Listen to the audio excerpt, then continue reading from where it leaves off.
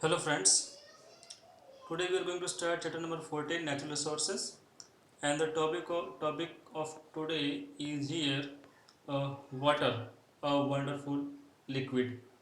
Okay, so we know that water occupies a very large area of the earth's surface and it is found in underground also. लगभग अर्थ का 75% का water से घिरा हुआ है अर्थ के सरफेस और अंडरग्राउंड वाटर भी अवेलेबल है. Some amount of water also exists in the form of water vapor in atmosphere कि कुछ अमाउंट में जो वाटर है वो वेपर के फॉर्म में एटमॉस्फेयर में भी है. Most of water on the earth surface is found in sea and ocean and it is saline कि मोस्टली जो अर्थ के सरफेस के वो जो वाटर है या तो सी में है या ओशंस में है और वो कैसा है सलाइन है मतलब कि सॉल्टी वाटर है. Fresh water is found frozen in the ice cap at the two poles and on the snow covered mountains. Real में जो फ्रेश वाटर है प्योर पानी है प्योर वाटर है वो क्या है जमे हुई कंडीशन में फ्रोजन आइस के फॉर्म में ग्लेशियर्स के फॉर्म में पोल्स के ऊपर या स्नो कवर्ड माउंटेन्स पे पाया जाता है.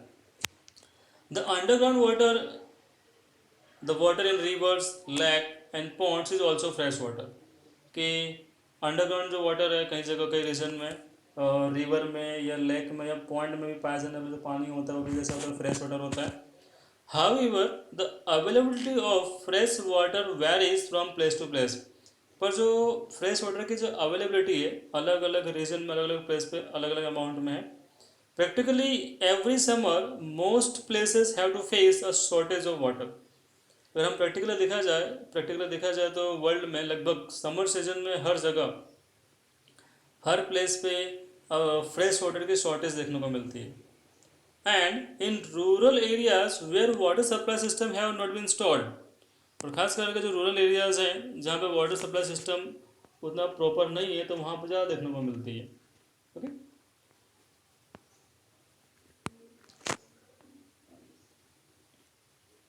Many municipal corporation trying water harvesting techniques to improve the availability of water. बहुत से जो म्यूनसिपल कॉर्पोरेशन है वो क्या करते हैं वाटर हार्वेस्टिंग टेक्निक से सिस्टम लगाते हैं ताकि जो वाटर की जो अवेलेबिलिटी है थ्रू आउट द ईयर वो बनी रहे. Okay, but why is water so necessary पर यह वाटर इतना इंपॉर्टेंट क्यों है. And do all organism required water क्या सभी जितने भी ऑर्गेनिज्म है अर्थ के ऊपर चाहे सिंगल सेल हो चाहे मल्टी सेल वाले हों क्या सभी को वाटर की ज़रूरत होती है. So all cellular process takes place in water medium. तो रियल में कहा जाए जितने भी सेलुलर प्रोसेस होते हैं मीन्स के सेल्स के अंदर बॉडी सेल्स के अंदर होने वाले जितने भी प्रोसेस है वो सभी किस मीडियम में होती है तो वाटर मीडियम में होती है. All the reaction that takes place within our body and within the cell occur between substance that are dissolved in water. कि हमारी बॉडी के अंदर जो भी रिएक्शन होते हैं या सेल्स के अंदर जो भी प्रोसेस चलती है वो सभी या कोई भी सब्सटेंस का लेन देन होता है सेल्स के अंदर वो सभी डिजोल्व वाटर के अंदर डिजोल्व होने के बाद ही होता है. Means substance are also transported from one part of the body to other part in a dissolve form. इसका मतलब कि जो सब्सटेंस हमारी बॉडी में है चाहे मिनरल्स हो चाहे कुछ भी हो वो सभी डिजोल्व फॉर्म में क्या होता है एक पार्ट से दूसरे पार्ट में ट्रांसफर होता है. Hence organisms need to maintain the level of water within their bodies in order to stay alive. इसके अलावा जो ऑर्गेनिज्म्स हैं उनको जो वाटर का लेवल है उनकी बॉडी में वो मेंटेन करके रखना होता है ताकि वो जी सकें. Okay, stay alive. Terrestrial life forms require fresh water for this because their bodies cannot tolerate or get rid of high amount of dissolved salt in saline water. जो टेरेस्ट्रियल लाइफ फॉर्म्स हैं यानी कि जो ज़मीन के ऊपर रहने वाले लाइफ फॉर्म्स है कोई भी लाइफ हो कोई भी लिविंग थिंग्स हो उन सभी को क्या चाहिए फ्रेश वाटर चाहिए क्योंकि वो सॉल्टी वाटर में वो सर्वाइव नहीं कर सकते. सॉल्टी वाटर में जो सॉल्ट अमाउंट है उसको नहीं झेल सकते टॉलरेट नहीं कर सकते. Okay, Thus, water source need to be easy accessible for animals and plant to survive on land. यानी कि लैंड के ऊपर सर्वाइव करने के लिए ज़मीन पर सर्वाइव करने के लिए वाटर इजीली अवेलेबल होना चाहिए एनिमल्स और प्लांट के लिए. ओके, एक्सेसिबल होना चाहिए और भी फ्रेश वाटर होना चाहिए. ना there are two activities given for it. यहाँ पे आपको दो एक्टिविटी दे के रखी है। Select a small area near a water body. इट में भी रिवर, स्ट्रीम, लेक और पॉन्ड की एक स्मॉल छोटा सा एरिया ले लो, चाहे वो रिवर के पास हो, चाहे स्ट्रीम के पास या लेक या पॉन्ड के पास। Count the number of different animals and plants in this area. और इस एरिया में पाए जाने वाले एनिमल्स को काउंट करो या चेक करो कि किस किस टाइप के एनिमल्स पाए जाते हैं। Check the number of individual of each type of species. Compare this with the number of individual both animals and plants found in the areas of same size in day and rocky region। और वही अगर आप जितने animals पाए गए वही आप दूसरे कोई रीजन, ड्राई या रॉकी रीजन में कंपेयर करो कि कितनी स्पीसीज वहाँ पाई जाती हैं, तो आपको दोनों में डिफरेंस नजर आएंगे। Okay, so after compiling the result of the above two activities, think if there is any relationship between the amount of availability of water and the number and the variety of plants and animals that can live in a given area। आप notice करेंगे कि जहाँ पे water की availability अच्छी है, ज़्यादा amount में वाटर अवेलेबल है, फ्रेश वाटर अवेलेबल है, वहाँ पर आपको डिफरेंट टाइप्स के प्लांट्स स्पीसीज देखने को मिलेंगे। अगर डिफरेंट टाइप्स के प्लांट स्पीसीज हैं तो वहाँ पे आपको डिफरेंट टाइप्स के एनिमल्स की स्पीसीज भी देखने को मिलेंगी। वही अगर जहाँ पे वाटर की अवेलेबिलिटी कम है या ड्राई रीजन है या रोकी रीजन है तो वहाँ पे आपको प्लांट्स के स्पीसीज कम देखने को मिलेंगी, और प्लांट के स्पीसीज कम है तो आपको एनिमल्स के स्पीसीज भी क्या कम देखने को मिलेंगे। If there is a relationship, where do you think you would find a greater variety and abundance of life in the region that receives 5 centimeter of rainfall in the year, or region that receives 200 centimeter of rainfall in a year? अगर आप दो reason लो, जो एक reason में मान लो 5 centimetre बरसात होती हो साल भर में, और एक जगह 200 सेंटीमीटर जितनी रेन होती हो, उसके ऊपर से आप देख सकते हैं कि यहाँ जिस साइड में वाटर की अवेलेबिलिटी ज़्यादा होगी वहाँ पे आपको डिफरेंट टाइप्स के प्लांट्स और एनिमल्स देखने को मिलेंगे।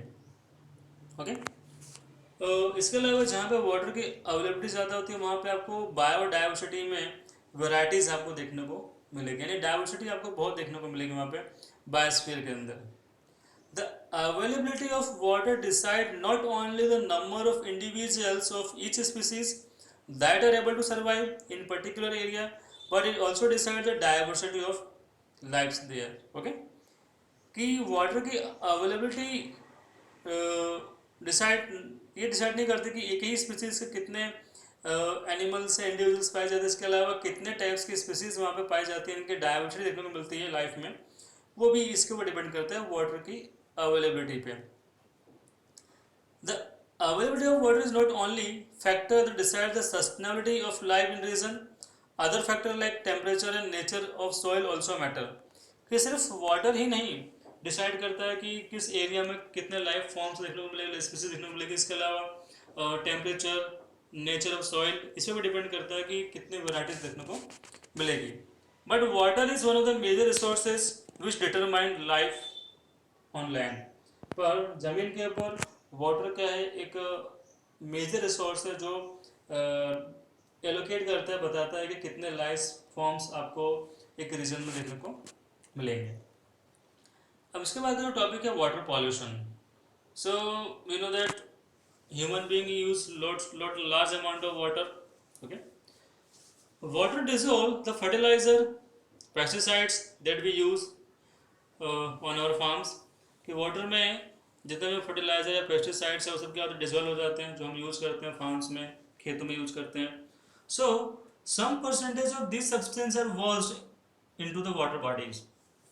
तो सभी जो पेस्टिसाइड्स हैं या फर्टिलाइजर है वो पूरी तरह से क्या डिजोल्व नहीं होते, कुछ अमाउंट क्या होता है वो वॉश बह जाते हैं और वाटर बॉडीज में चले जाते हैं।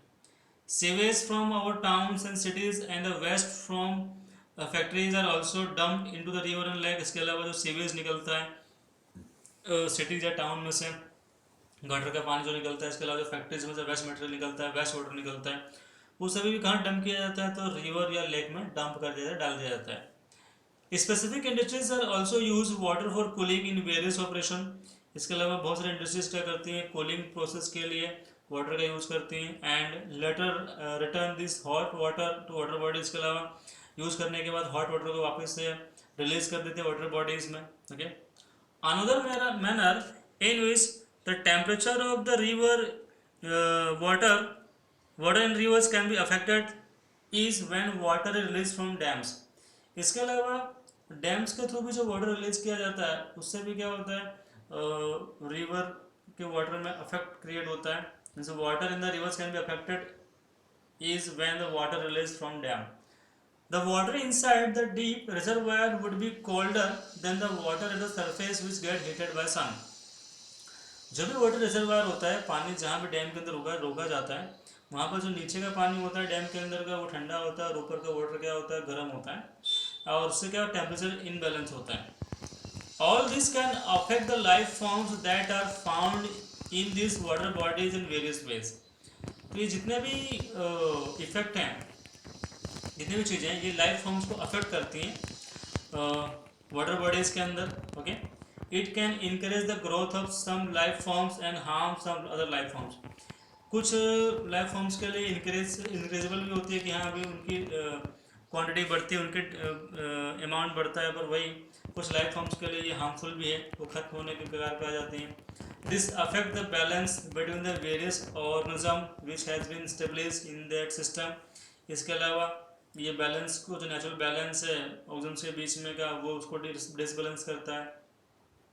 सो we use the term water pollution to cover this following effect. तो ये सभी इफेक्ट को हम वाटर पॉल्यूशन के फॉर्म में लिया जाएगा. Okay, means the addition of undesirable substance to water bodies. This substance could be the fertiliser, pesticides used in farming, और they could be poisonous substance like mercury salt which are used by paper industries. This could also be disease causing organisms like bacteria which cause cholera. तो ये सभी चीज़ें क्या करती है, water को pollute करती हैं. ओके, फिर सेकंड पॉइंट दिया है the removal of desirable substance from water bodies. कि जो डिजायरेबल सब्सटेंस उनको रिमूव करना वाटर बॉडीज के अंदर. Dissolve oxygen is used by animals and plants. Live in water के पानी के अंदर रहने वाले जो एनिमल्स होते हैं वो डिजॉल्व ऑक्सीजन का यूज करते हैं. Any change that reduce the amount of this dissolved oxygen would adversely affect the aquatic organisms. कोई भी चेंजेस अगर वाटर में होता है तो उसके वजह से जो ऑक्सीजन का जो लेवल है पानी के अंदर डिजॉल्व ऑक्सीजन का, वो भी क्या होता है, कम ज़्यादा होता है, और वो सीधे इफेक्ट करता है एक्वाटिक ऑर्गन्स को. Okay, other nutrients could also भी डिप्लेटेड. इसके अलावा और भी न्यूट्रिएंट्स जो वाटर में अवेलेबल है वो भी डिप्लेट होते जाते हैं, खत्म होते जाते हैं या डिस्ट्रॉय होते जाते हैं, तो वो भी लिविंग थिंग्स को डिस्टर्ब करता है. A change in temperature. Okay, पानी के टेम्परेचर का चेंज होना. Aquatic organisms are use to certain range of temperature. जो एक्वाटिक ऑर्गेनिम्स हैं वो कुछ ही पर्टिकुलर टेम्परेचर में ही रह सकते हैं in water bodies. Okay, where they live, and sudden marked change in this temperature would be dangerous for them. अगर इनका पानी के टेम्परेचर में जरा भी कोई चेंज आता है तो उससे सीधे इफेक्ट उनके ऊपर पड़ता है. दे कैन डाई, वो मर सकते हैं, या उनकी ब्रीडिंग जो है वो अफेक्ट हो सकती है. उनके जो एग है, उनके जो लार्वाज है वो खत्म हो सकते हैं एक क्योंकि वो पर्टिकुलर टेम्परेचर पे ही सस्टेन कर सकते हैं या जी सकते हैं. अगर टेम्परेचर में जो चेंजेस आते हैं तो उनके लार्वाज या एग्स के वजह डिस्ट्रॉय हो जाते हैं. So these are the effect of water pollution. इसमें क्या वाटर पॉल्यूशन का इफेक्ट है. Okay, so topic has been completed here.